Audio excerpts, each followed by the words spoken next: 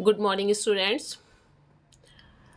आज हम class 10th के विषय हिंदी व्याकरण में पाठ वाक्य के बारे में बात करेंगे और इसकी विस्तृत जानकारी लेंगे। चलिए शुरू करते हैं वाक्य से। मनुष्य एक सामाजिक प्राणी है। वह समाज में रहकर अपने मन के भाव दूसरों को बताना चाहता है और दूसरों के विचारों को जानना चाहता है। इसके लिए वह भाषा का सहारा लेता है। किसका सहारा लेता है? भाषा का। यह भाषा उनके मुंह से शब्दों के वाक्य के माध्यम से व्यक्त होती है। शब्दों की रचना वर्णों के सार्थक मेल से होती है। वर्ण मतलब अक्षर। इन्हीं सार्थक शब्दों के सार्थक एवं व्यवस्थित मेल से वाक्य बनते हैं। वाक्य भाषा की सबसे छोटी इकाई है जिनके द्वारा लिखने या बोलने वाले के मन में जो भाव है वो समझ में आते हैं। मतलब अक्षरों से मिलकर बनता है शब्द और शब्दों से मिलकर बनता है एक सार्थक मेल से वाक्य, और वाक्य भाषा की सबसे छोटी इकाई है।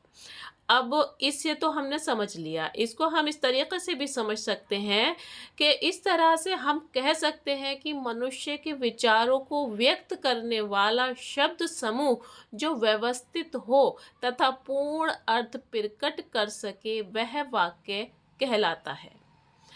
अब हम आते हैं वाक्य के अंग के।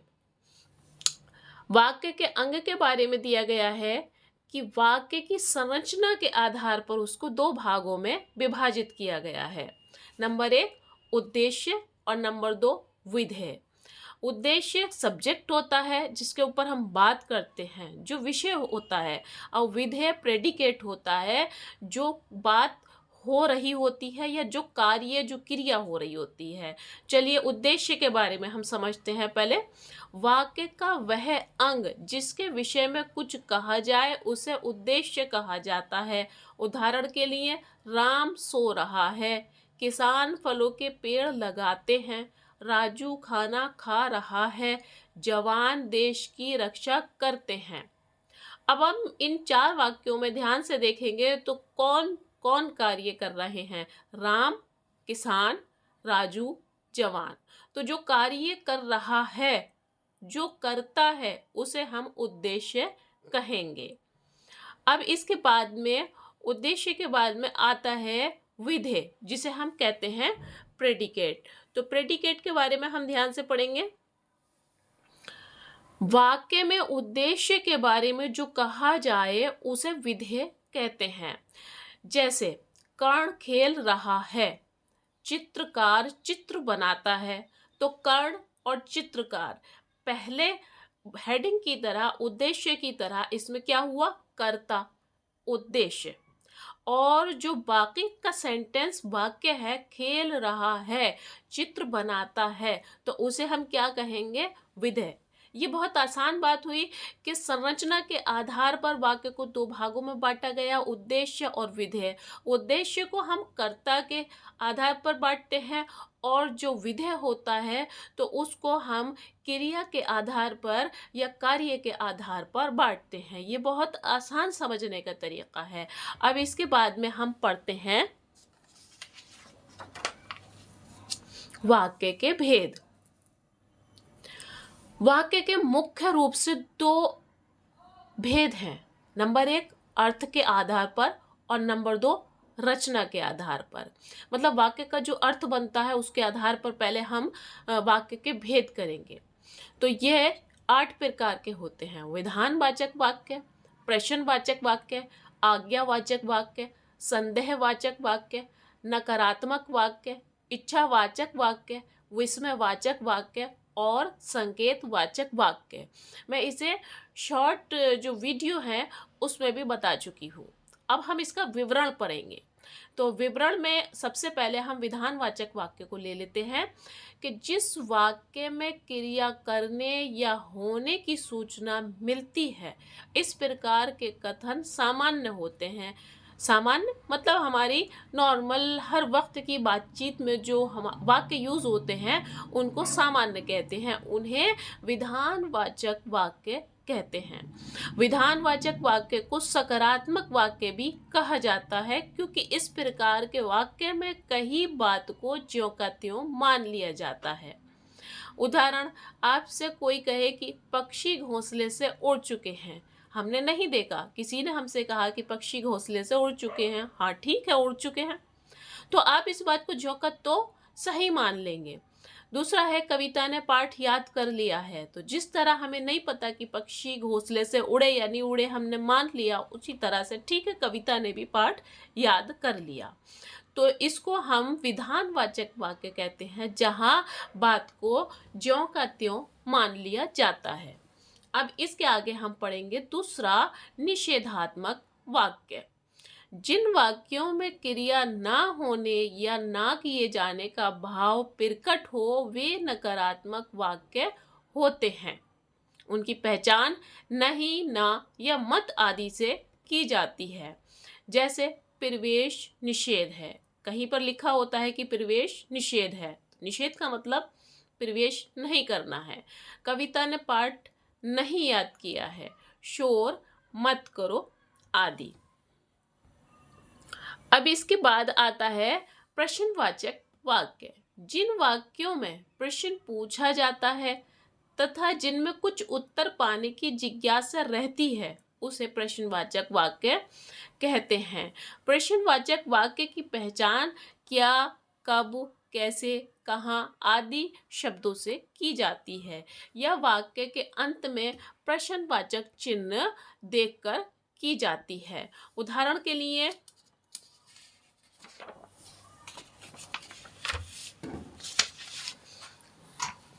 ऐसी धूप में बाहर कौन खड़ा है।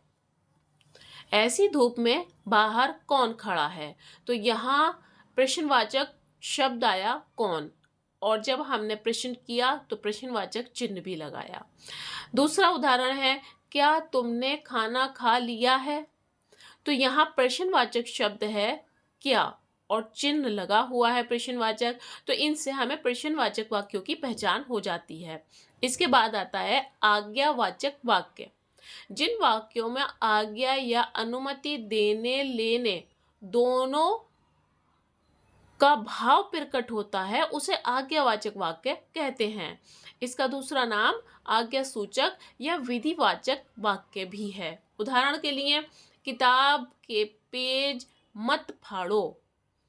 दूसरा, कपड़े गंदे मत करो, यहाँ मत बैठो, वहां नहीं जाओ। तो जहां मत, नहीं, ना का शब्द का प्रयोग हो तो, और आज्ञावाचक,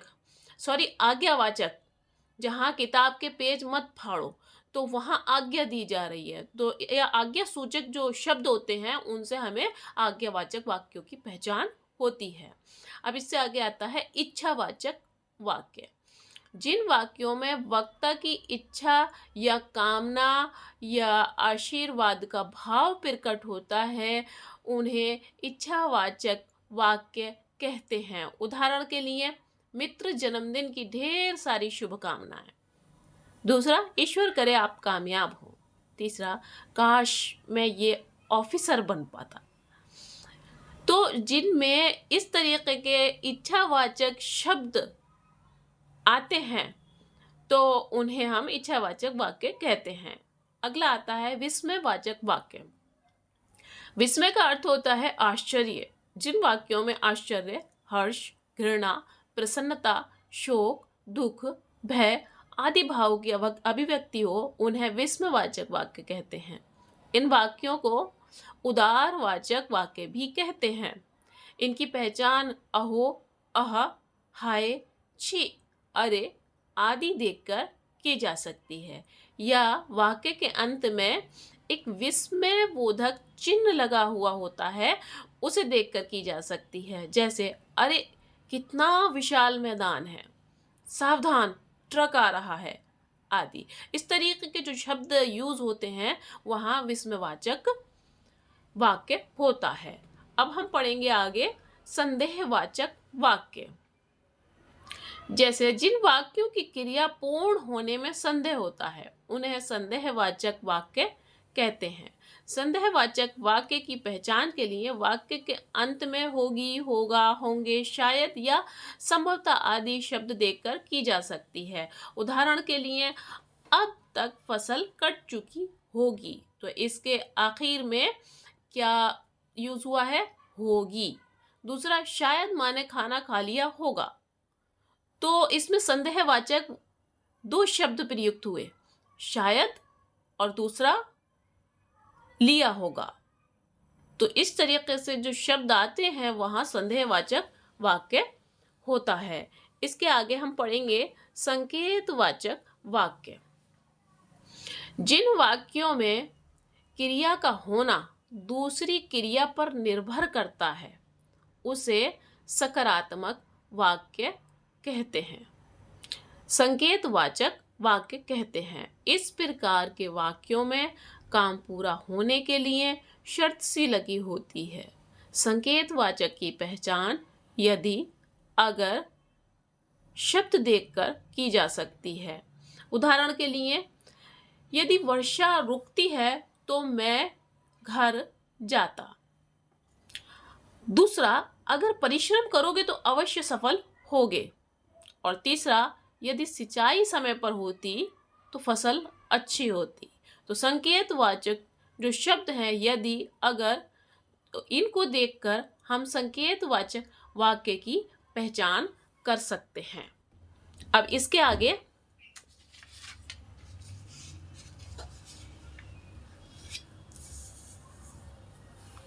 हम वाक्य का रूपांतरण पढ़ेंगे।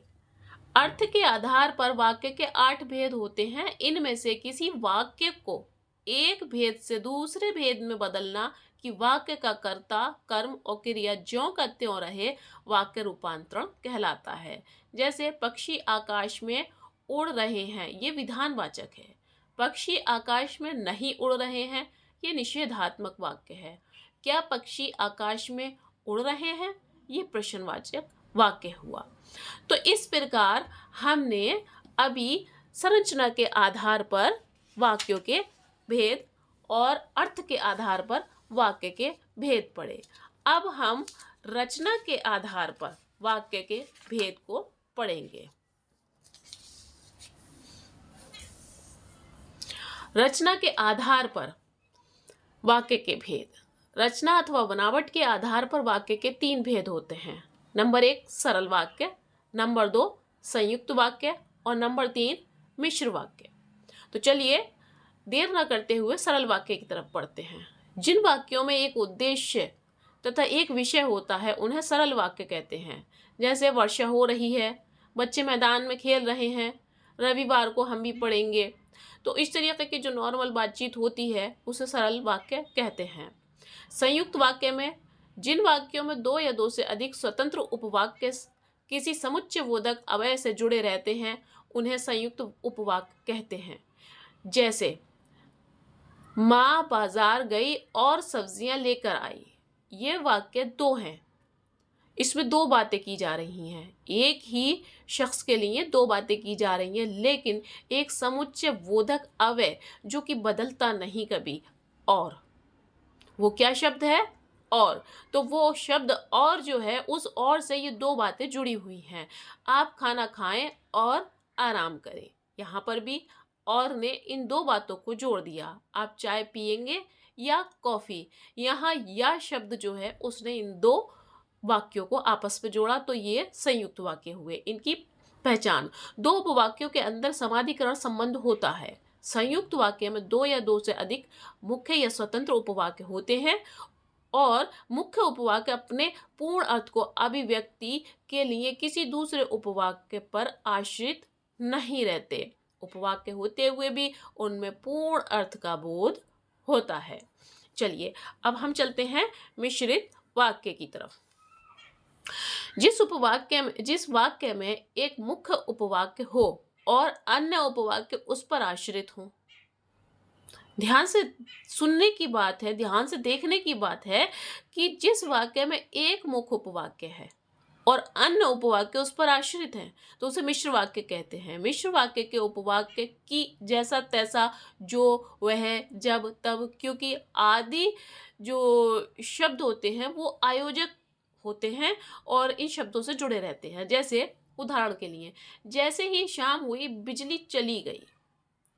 जब नई कक्षा में दाखिला होगा तब हम पढ़ेंगे, उस लड़के को बुलाओ जिसने काले जूते पहने हैं।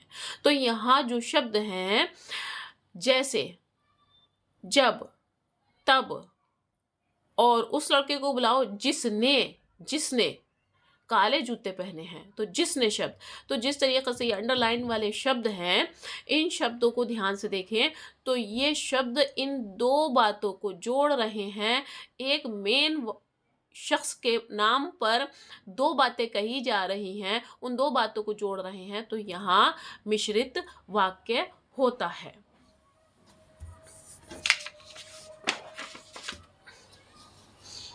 मिश्रित वाक्य में आश्रित उपवाक्यों के 3 प्रकार संभव है। नंबर 1 संज्ञा उपवाक्य, नंबर 2 विशेषण उपवाक्य और नंबर 3 क्रिया विशेषण उपवाक्य। तो इसकी विषय व्याख्या इस प्रकार करेंगे। सबसे पहले हम संज्ञा उपवाक्य के बारे में पढ़ते हैं। जो उपवाक्य वाक्य में संज्ञा का काम करते हैं वे संज्ञा उपवाक्य कहलाते हैं। संज्ञा उपवाक्य से पहले प्रायः की का प्रयोग होता है। जैसे, मैं चाहता हूं कि तुम डॉक्टर बनो। गांधी जी कहते थे कि हिंसा नहीं करनी चाहिए। तो संज्ञा उपवाक्य में की का प्रयोग हुआ। विशेषण उपवाक्य, जो उपवाक्य मुख्य उपवाक्य में संज्ञा सर्वनाम की विशेषता बताते हैं उन्हें विशेषण उपवाक्य कहते हैं। जैसे, जिसने कार्य नहीं किया वह खड़ा हो जाए। उन अंकल को बुलाओ जिनके हाथ में बैग है। वह साइकिल कहाँ है जिससे तुम कल आए थे। तो जो उपवाक्य विशेषता बता रहे हैं और जो शब्द विशेषता को जोड़ रहे हैं वह विशेषण उपवाक्य के शब्द हैं जो इन दो वाक्यों को जोड़ रहे हैं। तो इसलिए इस वाक्य को विशेषण उपवाक्य कहा जाएगा, जो कि अंडरलाइन आपको दिखाया जा रहा है। अब आता है क्रिया विशेषण उपवाक्य। तो जिन उपवाक्यों द्वारा मुख्य उपवाक्यों में क्रिया की विशेषता बताई जाती है उन्हें क्रिया विशेषण उपवाक्य कहते हैं। क्रिया विशेषण उपवाक्य किसी काल, स्थान, रीति, परिमाण, कार्य, कारण आदि का द्योतन करते हैं। जैसे साधारण वाक्य, घोड़ा दौड़ता है। क्रिया विशेषण क्या होगा इसका? घोड़ा बहुत तेज दौड़ता है। तो साधारण वाक्य को घोड़ा दौड़ता है और उसका क्रिया विशेषण क्या कर दिया? घोड़ा बहुत तेज दौड़ता है। मतलब दौड़ता तो उसकी क्रिया है लेकिन बहुत तेज जो हुआ वो उसकी विशेषता है। इन उपवाक्यों में जहाँ, जैसा, जब, ज्यों, त्यों आदि समुच्चय बोधक अव्यय प्रयुक्त होते हैं। उदाहरण के लिए, जब राम आया तो बारिश हो रही थी। ये क्या है? जब राम आया, ये मुख्य उपवाक्य है, मुख्य उपवाक्य है।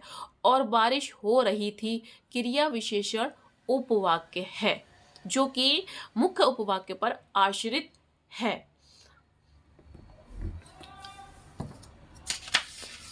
अब हम इसका रचना के आधार पर वाक्य रूपांतरण करेंगे। एक वाक्य का दूसरे वाक्य में रचना की दृष्टि से रूपांतरित होना वाक्य का रूपांतरण कहलाता है।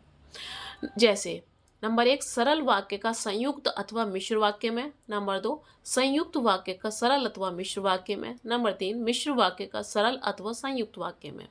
इन तीनों वाक्यों के आपस में रूपांतरण होते समय इनकी अर्थ में परिवर्तन नहीं होना चाहिए। जैसे, प्रातःकाल पक्षी चहचहाते हैं, ये सरल वाक्य है। प्रातःकाल हुआ और पक्षी चहचहाने लगे, ये संयुक्त वाक्य है। जब प्रातःकाल हुआ तभी पक्षी चहचहाने लगे, ये मिश्रित वाक्य है। तो इस प्रकार आज हमने वाक्य के बारे में विस्तृत जानकारी हासिल की है। उम्मीद है कि सभी स्टूडेंट्स को ये वाक्य ज़रूर पसंद आए होंगे और ज़रूर समझ में आए होंगे। तो आप मेरी वीडियो को लाइक, शेयर, सब्सक्राइब और कमेंट्स करके ज़रूर बताइएगा कि ये कैसा लगा। तब तक के लिए गुड लक, गुड बाय।